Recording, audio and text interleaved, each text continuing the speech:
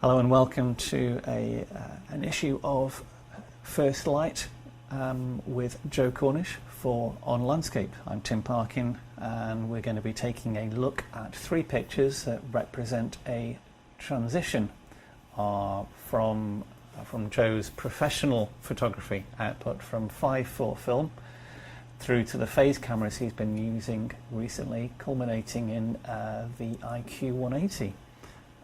Which you've been using for about 3 months, I believe. A little bit more than that now, in fact, yes. But yeah, and good morning, Tim. This is also, we have a little sub-theme going here, which I think is about some of the challenges, technical and practical, that are presented to landscape photographers. So, shall we start? Yes, indeed. Well, the first picture that we're going to look at is one from the project I did on Scotland's mountains back in the late 2000s, and this is a 5:4 transparency which you scanned for me, thank you very much, from a Provia original, and it was made after a long walk into the heart of the Torridonian Mountains, and it's a significant and important picture for me, and it's one that I originally thought was going to be the cover picture of that book, Scotland's Mountains. Sadly, it didn't make the cut because the bean counters at the publishers decided that it was a bit dark and moody. So, well, actually, I'm not sure if it was the bean counters or the salesman, but anyway, we ended up with... I suppose they know their market, maybe. Well, and fair enough. I'm not sure if they actually did know the photography market, because I think this would have perhaps been more popular. Personally, I would have preferred this one. So, first of all, if I can just describe the situation, because I think that is helpful. Yes. It was a day, middle of the summer, long day. The reason that I had chosen that time of year to do this, this particular environment, was I'd actually gone to photograph a feature called the Triple Buttress of Benet, which is a legendary feature of the mountain, of one of Scotland's most well-known mountains. It's a rock climber's sort of paradise, but it is also very inaccessible, and it faces due north, and it is hidden by two huge outlying buttresses of the mountain. You know, it's called the Triple Buttress. It's actually smaller than the two outliers that lie either side of it, and they form a shadow over this feature, which will keep it dark pretty much throughout the year. And it's really only in the middle of the summer, when the sun is rising or setting very much to the north, that you can get a significant amount of daylight in there. So it was the middle of the summer in terms of times of day, and the weather was fine. It was a beautiful day. But as so often happens in Torridon, through the course of the day, the clouds had built up over the hills.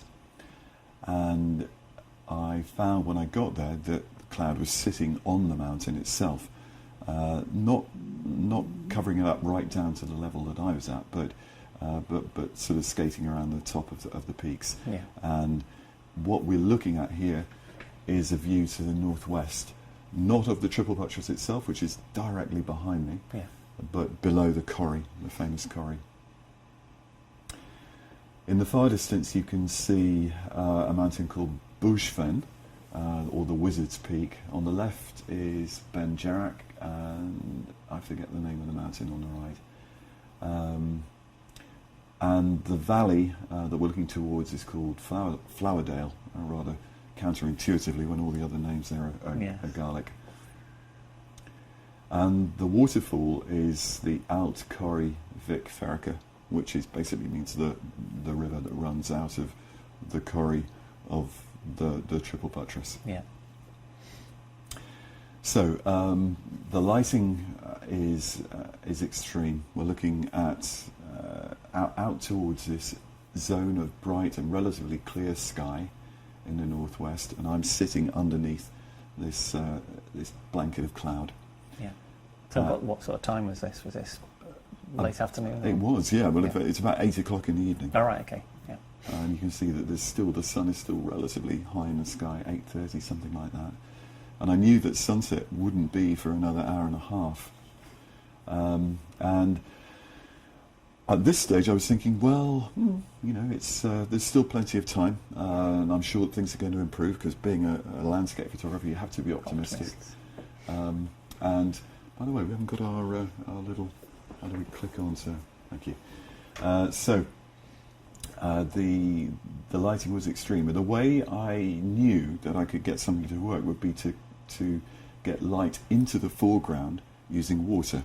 So that was my principal objective, really, by using the cascade in the immediate foreground, was to bring light into the foreground. There was plenty of reflected light. You can see here, of course, on the lochs and lochans in the middle distance. Is this known because you were under this massive cloud where you are? That I was under the massive cloud, and that was the principal difficulty, was that there is a huge lighting range from the bright sky in the far distance to the landscape in the foreground. And my mission, is to create a sense of context, a sense of place, to try and it's a mountain landscape, but as I said, I knew that using the reflected light from the water would at least get a chance of bridging that luminosity gap. Yeah. But having said that, there was still a massive discrepancy, and my spot meter, I can't remember, it's too long ago now to remember the exact details, but the spot meter was indicating at least a 3-stop difference between the bright sky and the reflections on the waterfall. So at the very least, I was going to have to use a 3-stop graduated filter. If I'd wanted to create perhaps a greater sense of confidence that I was going to get all of the details in the sky, I would have needed an even stronger filter. Yes. But the problem with that is I then knew that I was going to run into very serious difficulties with overshadowing of the mountains that coincide. The peaks of where the grad crosses. Absolutely. At the same time, there were going to be areas of rock, especially in the foreground, that, it was going to be very difficult to record shadow detail. My spot meter did tell me all of that. So for that reason, I chose to shoot on Provia, which I have always regarded as having a more sympathetic dynamic range than Velvia, and besides which, it's not a particularly colourful scene at this point in the evening. Though it was still too early in the evening for there to be much in the way of warmth from the sun, and it made sense to use the relatively more neutral balance of Provia, which, having said that, it's still a film with good colour saturation.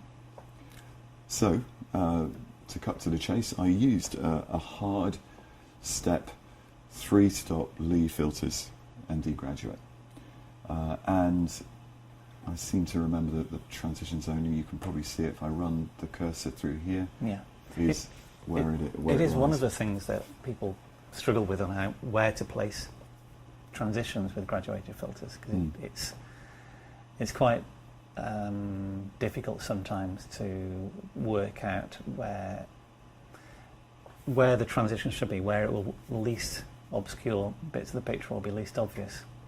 And I've noticed in quite a few of your pictures, you tend to move the grad a lot further down than I know other people have done, because the instinctive place to stick the transition zone would be over the horizon, almost just below the sky. So basically, you're only just about covering the sky. Maybe there. Yeah, but in this picture, you brought it even further down to put it within the picture. Yes, I have. Yeah, I think there's a couple of reasons for that. First, I should emphasise that this is shot with a 90mm lens. Yeah. Okay, so it's a wide angle on 5x4, but it is also a relatively long lens in terms of the way we render depth of field. So it was still quite a challenge to get depth of field with a picture of this sort of structure, and also will render the graduated filter very out of focus because it's large format. Hence, that's one of the reasons I've used a hard grad here. So the width of that transition zone in this picture, how wide would that be? Gosh, it's really hard to You can define quite it. see it, obviously, can you? When you're working with it? I'd say it's very hard to define, but I would say the lower edge Yeah. would probably be in something like this, Yeah. and the upper edge would be somewhere here. Yeah. Yeah. So it's still softened by the effect of outer focusness, Yeah. but there's enough definition. So why would I bring it so far down to address your point? Firstly, the reflections on the lochs and lochen are almost as bright as the sky itself. I actually wanted to influence them as well, Yeah. and I needed to influence them using the filter. I knew that was going to create overshading on the mountains. Absolutely nothing I could do about that. So, in a sense, that I was saying, well, is that going to destroy the picture?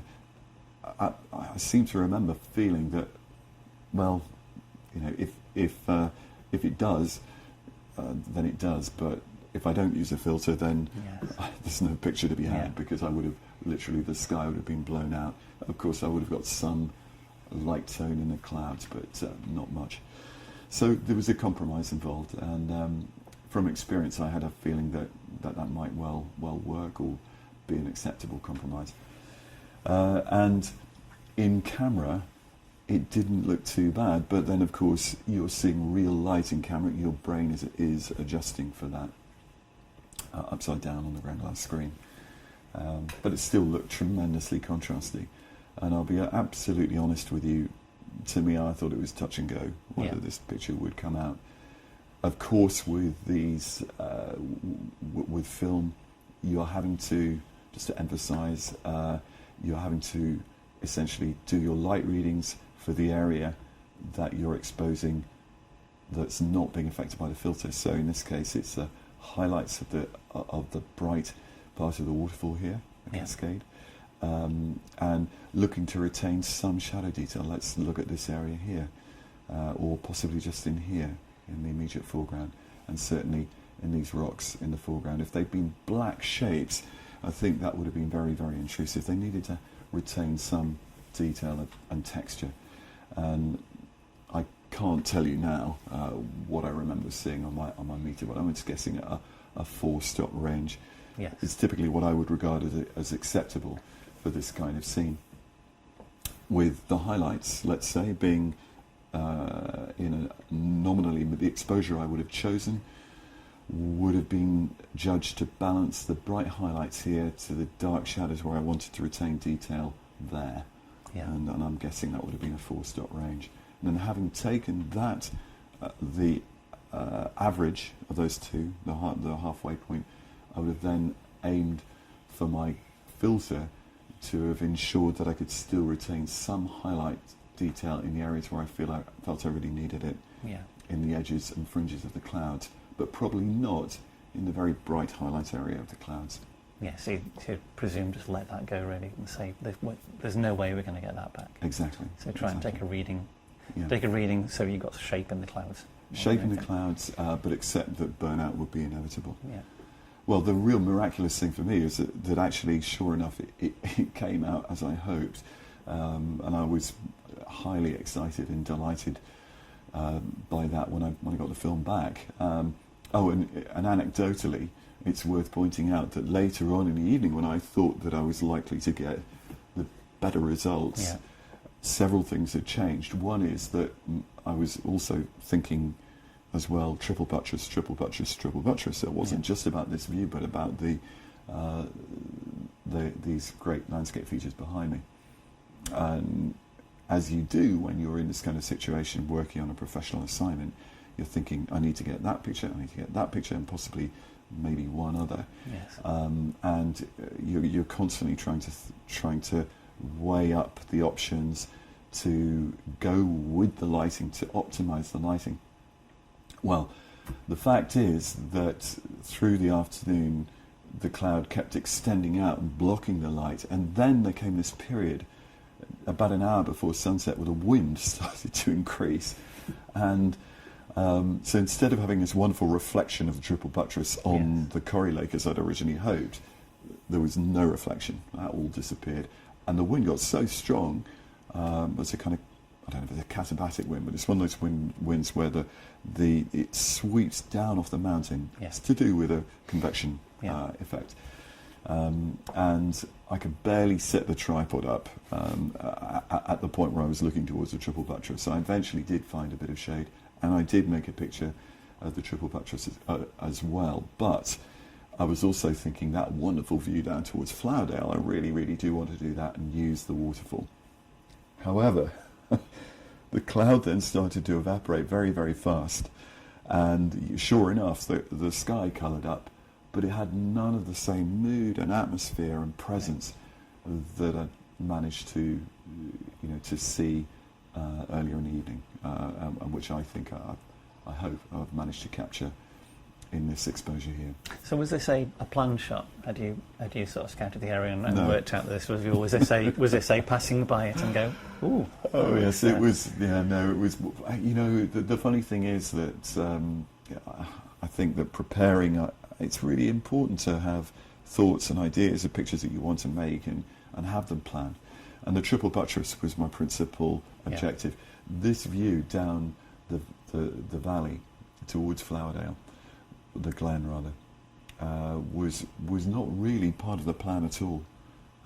But clearly, when I was up there and looking all around as you do, this was the sort of standout perspective for me.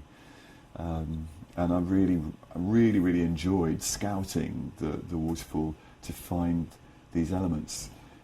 Probably the elements that you can see here are not, how can I put it, and everything's chaotic in landscape, especially in wild landscapes.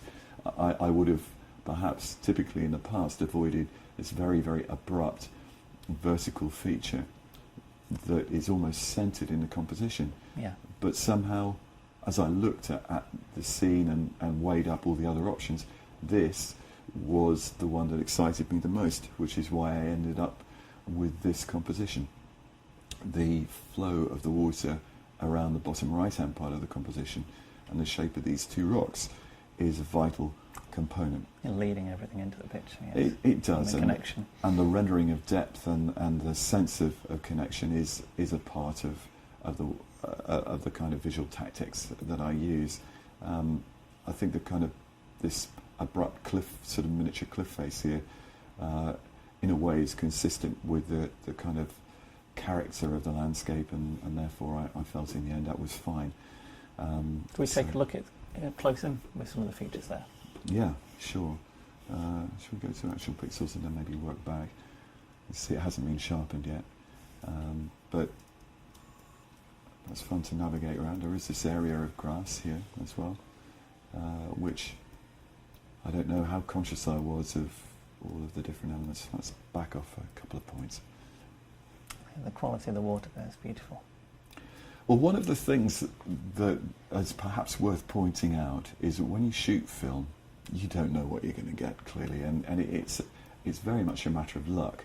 And these kind of wonderful flickering reflections of the highlights are something that I had probably in my mind a reasonable confidence I would get something pleasing. I of course have no metadata. I'm going to guess that this was a quarter of a second. Yeah. Now, whether it was or not, I have no way of being sure. But I know, well, from experience, it would have either been a half, a quarter, or an eighth, and those are typically the shutter speeds that I use for that sort of thing. But now, I would have shot it if I'd shot it digitally, I would have had the chance of fine-tuning the shutter speed around the optimum rendering, and I would of course have been able to make many more exposures if I'd chosen to, because of the fact that it was no cost and relatively speaking, and no limitation there. But walking into this place, big pack, lots of typical large format gear, and a maximum of 20 sheets of film. So, and I had a number of different compositions in mind. So, you won't be surprised to hear I made 2 exposures. Yes. For this, and that is how it goes. So a lot of it is down to luck, and perhaps using tactics that are relatively fail-safe, that come very much from experience, and that's all very much part of the large format film experience. But I'm very, very happy with the... Can we take a look at some of the layers? You have, I mean, you have brightened some of these things. I mean, the original file, when I scanned it, it was very, very contrasting. It's very difficult. If we strip the layers out immediately like that, that's your scan, and it is a very good scan. But that is the look of the transparency as close as you can get. Of course, on the light box, there's a little bit more sense of luminosity and three-dimensionality than looking at the image on screen. But it's a pretty decent reflection of the transparency, and you can see how immensely contrasty it is. The blacks look almost impenetrable in there, and the highlights, of course, are still very bright. And of course, you can't really do anything once you've got the scan to bring the highlights back. So if we quickly go into actual pixels a second at this stage and look at the highlights in the lock-in. If I run the cursor over the bright highlight here, you can see in the navigator on the side, the info navigator. Sorry, if I just...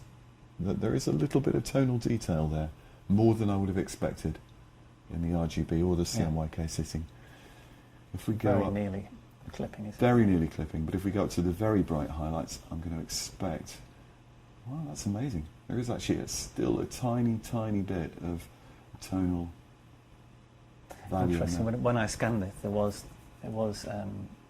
some issues with the colour changing as it went very saturated at the top in the film. The film characteristic was certainly struggling at that point. And I think you see it with a little bit of a sort of slightly greeny cyan. You can. To it. I mean, this is one of the things that we all, I think those of us who've shot large format film in the past will tend to feel that film has very good characteristics in highlights for the most part. But you know, even film, whether it's to do with how it's processed out or the age of the film, there's still a lot of variables and still a lot of uncontrollable elements to it. I mean, I would put it to you that would you expect highlights to be green? No. And the fact is that these tones are quite green in here. Very, very difficult to change that. They're sort of cyany green, aren't they, around there? A little bit of magenta in the neutral parts of the sky. It's remarkable. I think that our brains would interpret those colours as something rather more neutral. And perhaps, you know, if one was fine-tuning this image, one might look to render some of that a little bit more neutral, or certainly without those green tones in it. But somehow, the way it's worked in this picture, it doesn't seem too bad. It doesn't look alien, no. No, it doesn't. Well, we're still looking at the image here without any of my interpretation, or let's call it printing layers. Yeah. If we reintroduce them, and I'll go back to normal size, we can see this is well, there are two curves layers. Actually, that was the second one, so let's go to... I'm not quite sure why they're that way around. The first one is designed to lighten the clouds and also to soften the tidal effect of the graduated filter in the mountain on the left-hand side. I haven't taken it out completely. You could argue there's more that could be done, but I think a slight transition of light is acceptable. I think a lot of that is natural, though, isn't it? I think it is. As you look at the receding layers of the mountains. You do, and that is indeed how the brain would tend to interpret it. That's a fairly mild one. You can see also that the change of the of tonality in the clouds there is intended to give it a slightly more three-dimensional feel and to reintroduce some light into the cloud, but without taking the atmosphere and the sense of slightly brooding enclosure out altogether. So the second curve, which is rather more aggressive or more, not global, but focused on the landscape itself, is intended to bring out detail in the rock, to bring out texture and a greater sense of three-dimensionality in the textures of the landscape. I click that in enough, you can see that. Okay, Should we look at the next picture? sure. Close that one down. And the next one is from a project that I've been working on. Well, I came to fulfillment last year in a collaborative joint venture with my good friend Kane Cunningham, who's a painter. And we collaborated on an exhibition at Scarborough, which celebrated the historic collection of paintings at Scarborough Art Gallery. And Kane and I basically did, in painting and photography, some new works to reflect on and connect with, in a way, the historic collection. And this particular composition, if I just give you the background to it from an experience point of view. Well, first, photographically, it's made on a Linhof Techno with a Phase 1 P45 plus back. Yeah. It's panoramic in format, and that was done not by cropping one image, but by combining two together, stitched. So it's from two separate exposures stitched together, using the sliding back in the two offset positions, left and right, Yeah. which the Techno allows. And that was very satisfactory. An interesting comparison with the preceding image is that, like the preceding picture, it's very much into the light, Yes. and it has all the challenges that present us as photographers when we shoot into the light. Again, I've had to use a graduated filter.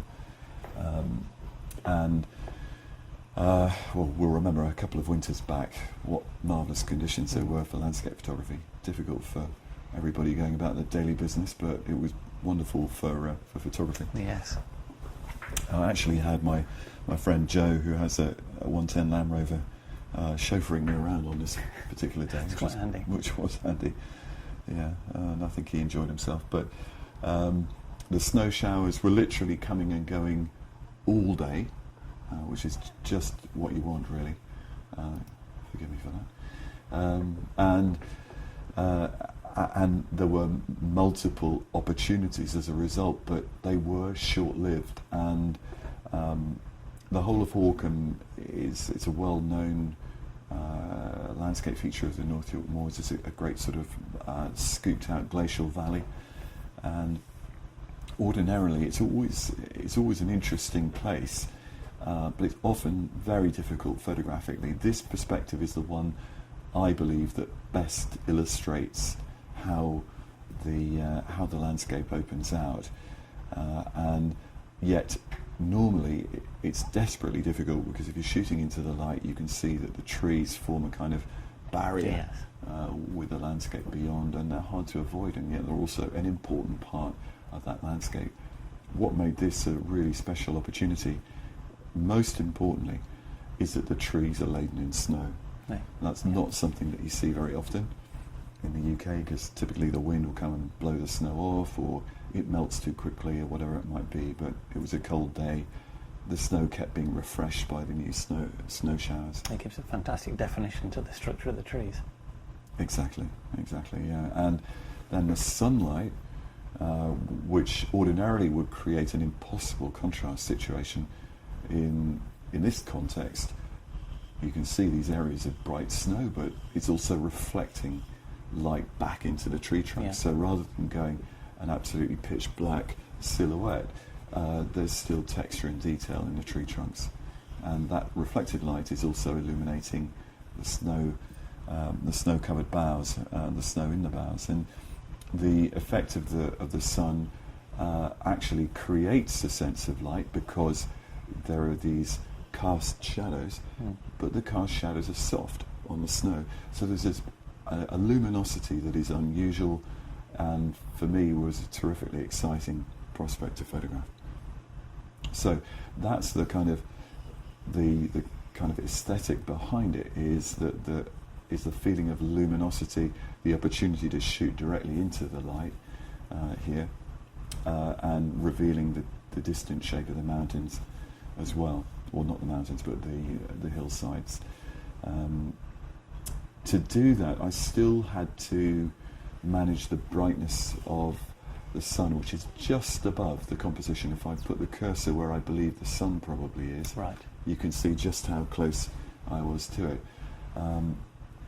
Fairly sure that one of the more interesting aspects from a technical point of view about this was actually holding a little black card at arm's length in front of the camera, trying to stop direct sunlight shining right to the barrel of the lens, which probably would have created just too much flare. So this is trying to cast a shadow directly over the lens. So as long as you've got a shadow on the lens, you should have. And so long as you're not in the picture itself, then you've got a decent chance of getting a reasonably flare-free picture. Am I right in saying if you want to avoid being in the picture, you should try and get as far out as possible away from the lens with the your further you are flag? from the lens, the greater the chance you have of not being in the picture. Yeah. Absolutely. Yeah. So that is just a classic and important landscape technique skill to have. Now, is this full-on sunlight, or have you done the, I'd say, classic technique of waiting for the clouds to half go over the sun to try and diffuse this? It is full-on sunlight, and the evidence I would show you for that is take a look at the sharp shadows. They are completely there. So it's true that very often, if one was shooting into the sun, one would look for that moment when the sun was behind cloud to perhaps reduce the contrast and make the clouds in front of the sun a kind of principal area of interest. But in this case, the cast shadows are actually very much part of the idea, the concept of the image. Yeah, and you've got this natural fill light coming from the reflections as well, so you don't have too much an excess of contrast. Absolutely, and don't get me wrong, it wasn't that I didn't shoot a version of it without the cast shadows. I did, but I was conscious at the time that this was likely to be the version that would, if I could avoid flare, would be the one I would find the most exciting in the end. If we zoom in on this one, we can see just how difficult it was for me to get the effect I wanted. Quite instructive, I think, to look at the way that the digital file has rendered the bright highlights. If we think back to the Provia version, and there are colour issues with this one as well. Some greens. Yeah, slightly different to the film version, but the retention of detail is still pretty good, and I'm reasonably happy with that. Again, if we inspect the info palette, we can see that even in these very bright highlight areas, there's a little bit of tonal detail there, which the sensor has just about managed to hold. So the RGB numbers are still holding up 250 red, 249 green, and 247 blue at that point. Yeah. There are other areas where there's more visibly tone and texture. I know I did some work on this in Capture One to try and recover as much as I could as well. So the elasticity of the raw file was welcomed. And your technique of exposing, I mean, you've obviously got years and years of experience exposing film, and you know the exposure tolerance and how to use a spot meter. When you have a digital camera like this, how do you work out the exposure? Do you work out in the same way that you're working to your brightest and then backwards? Yes, I think that's a fair way of describing it, but to be honest with you, I don't think I've got a kind of methodology that I could define as easily as I do with film, where I kind of know that there's a working range that I have to look at. To be honest, I still think, especially with a professional device like a Phase 1 bag, that the ultimate arbiter is the histogram. Yeah. Because while you might be able to use your spot meter with all the experience that you've got and say, well, I've got ISO 50 and that's the theoretical sensitivity at the back, and therefore if I put that tone there and this tone there, they'll do, A plus B equals C. Well, the fact is that the lens itself, as we know, is not, all the lenses are slightly different. There are variables that you can't predict. The histogram gets past that issue because the histogram shows you what's actually happened. Yeah. So while it's lovely to have these traditional skills and be able to apply them as far as possible, in a sense, when you look at the histogram, you're looking at a semi-process transparency. Yeah. And I don't know about you, but one transparency out of every 10, I still get the exposure slightly wrong. Yeah. I'd rather have got it absolutely right. So you're quite happy using the light meter as a rough guide to get you in the ballpark, and then using the histogram to fine tune the exposure.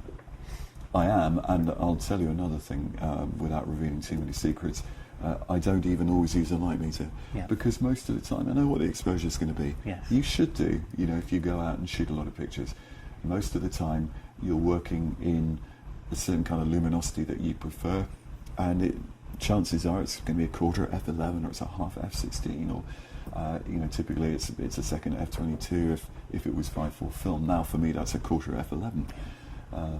Is often my default working position. Dav said he's forgot his light meter going out occasionally and guessed exposures for a whole session, and it works. And Andrew Nadolski says the same thing. It does, especially if you shoot colour neg. I mean, Yeah. Why not? I mean, you've got so much tolerance, and that is exactly the same with a raw file. I would tell you that 9 times out of 10 when I use that technique, I get it right first time.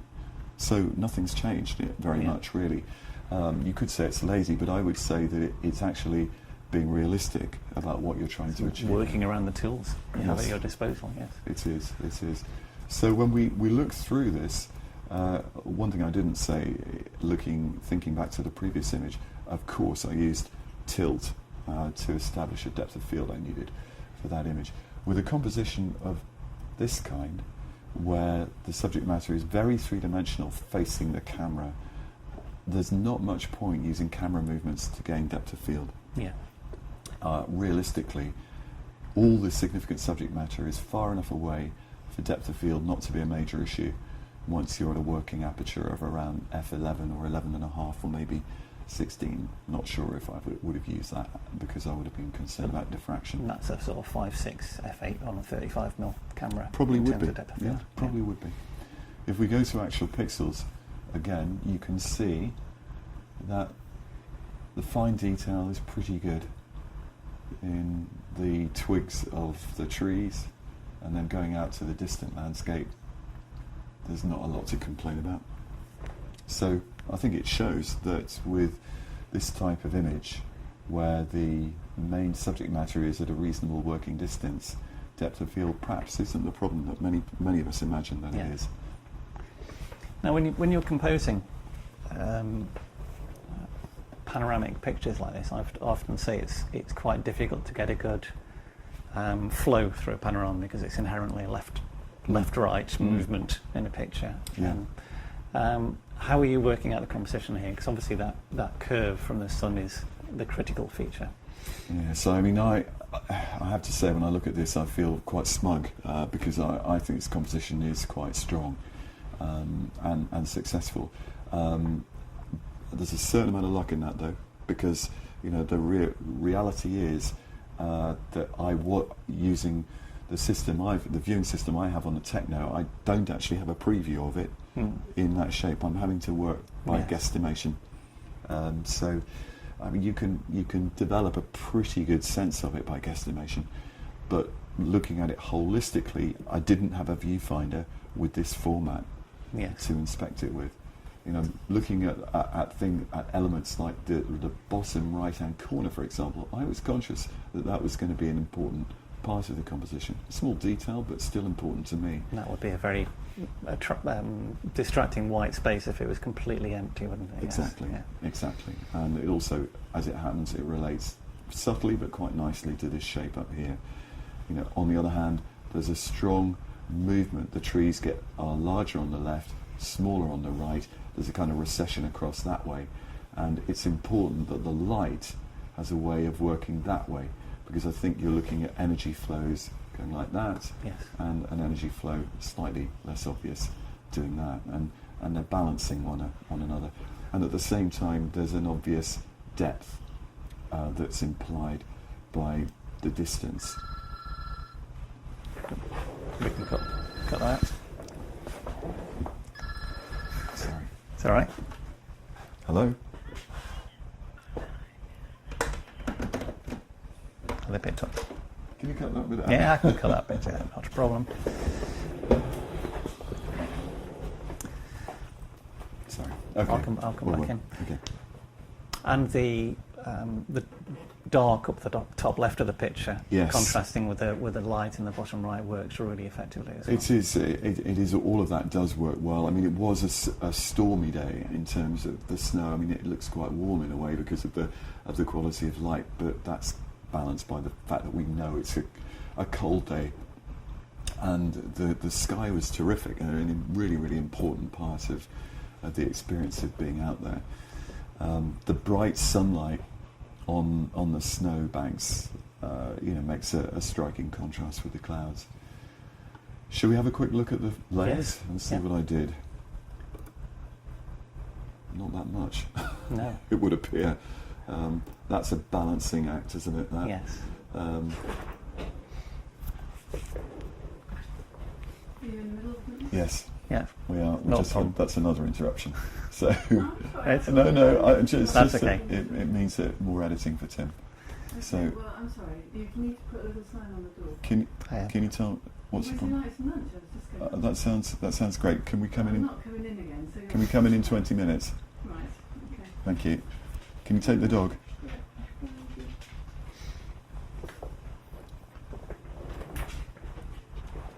Life has a habit of getting in the way of That's work, doesn't it? right, yes. So if we look at the layers Yeah. in more detail, we've got two curves and a selective colour. We'll try and, if we look at the masks, we can see what they're affecting. So Yes.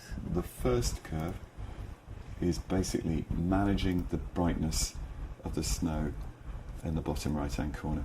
And because there is good texture there, it was relatively straightforward just to damp it down. And if we look at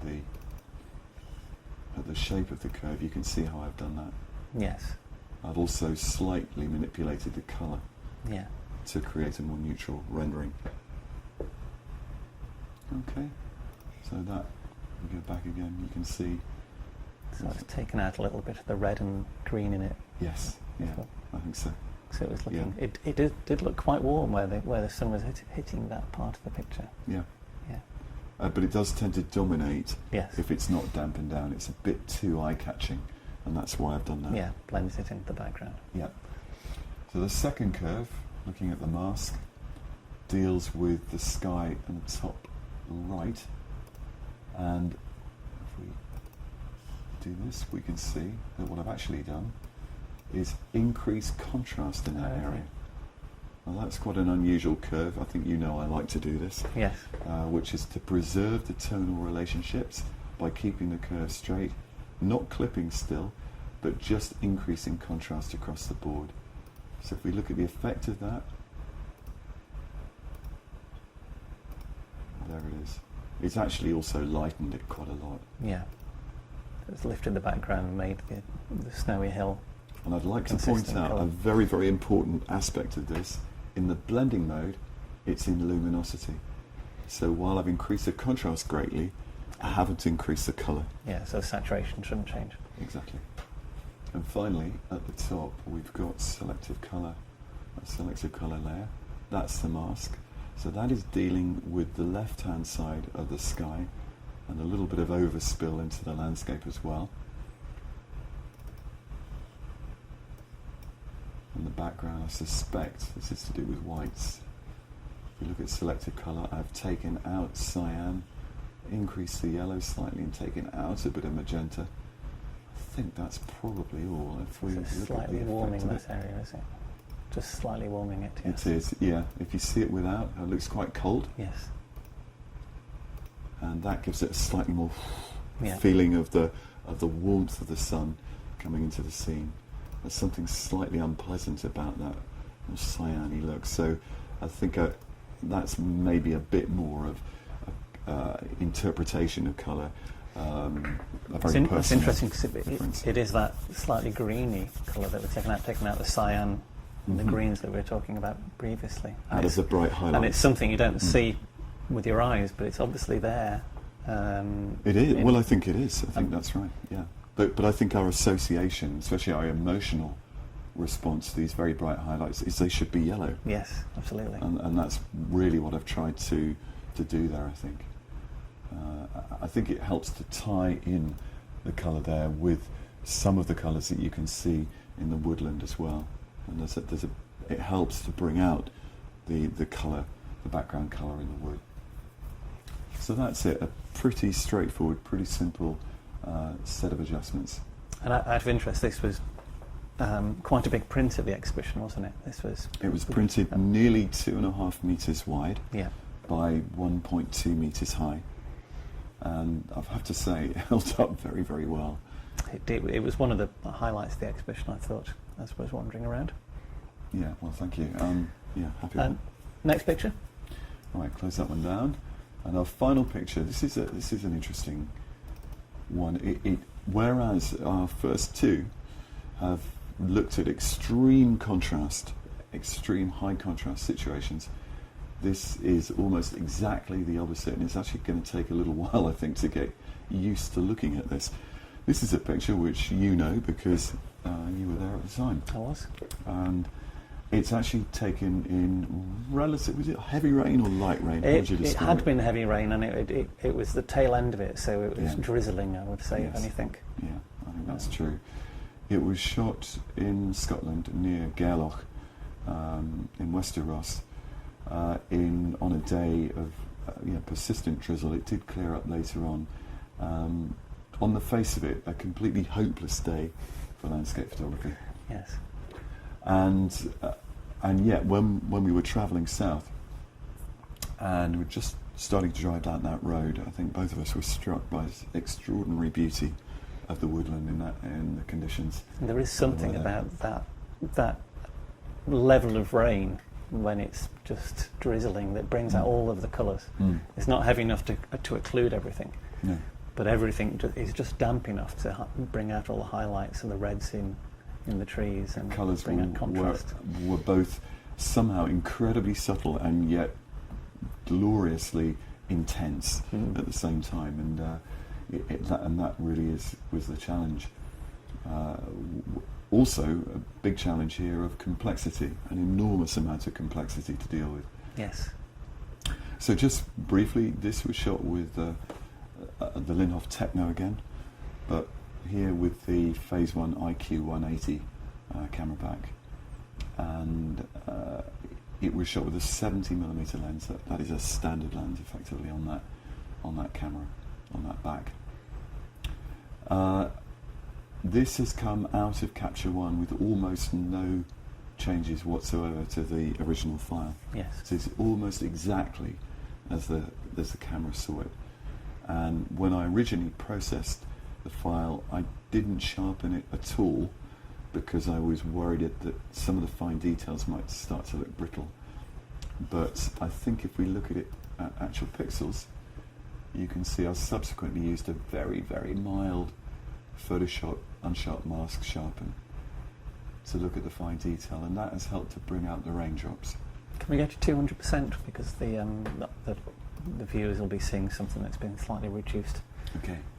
That's it. That's quite remarkable how it's holding the detail.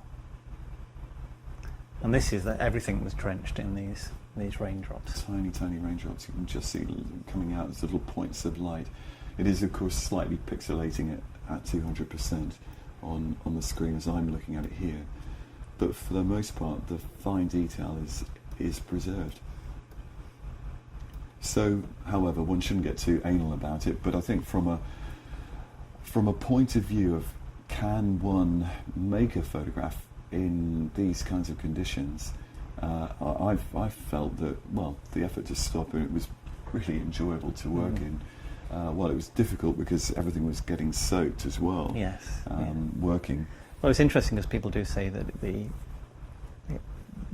digital backs, the high-end backs, you wouldn't want to take them out in the rain, and yet I don't think it was the back that was the issue. It was more the lenses and grads that Yes, I mean, have the biggest issue with rain. Back seems to be fine.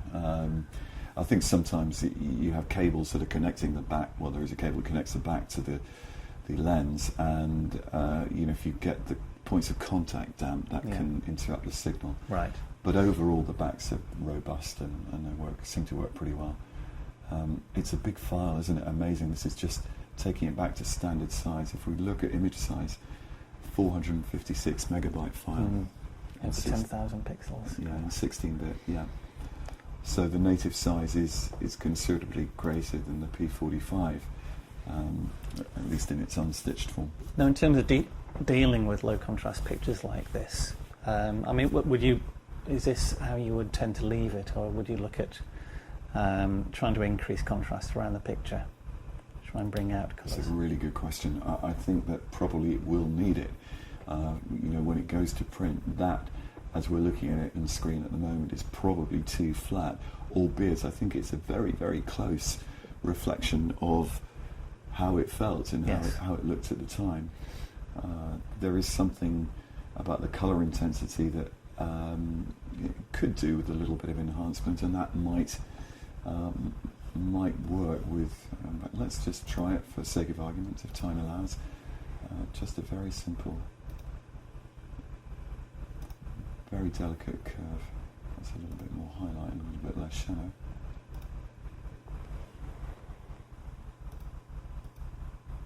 I think in terms of bringing the image to life for print, something along those lines would be required. Yeah. I think it needs to be more three-dimensional, a little bit more, literally more three-dimensional, more round, and the light was so flat that is perhaps has disappeared. It's allowing the bottom of the picture to look darker, so Yeah. you have a sense of recession to it as well. Yeah. If I go too far and come back, you can see it holds up quite well actually, but that now starts to look a little bit uncomfortable. Yeah. And that's often the way I do adjustments. And then once it's sort of settled down and looks right again, just looking at these bright parts of the moss over here, that's just about okay. And because it's raining, there is a sense of recession there anyway, because we're in the very distance. Yeah. You're losing the shadows. Yeah, absolutely. Well, if we navigate it around in a slightly enlarged form now, look into the distant parts of the image. The camera does render fine detail very well, and it really is quite amazing.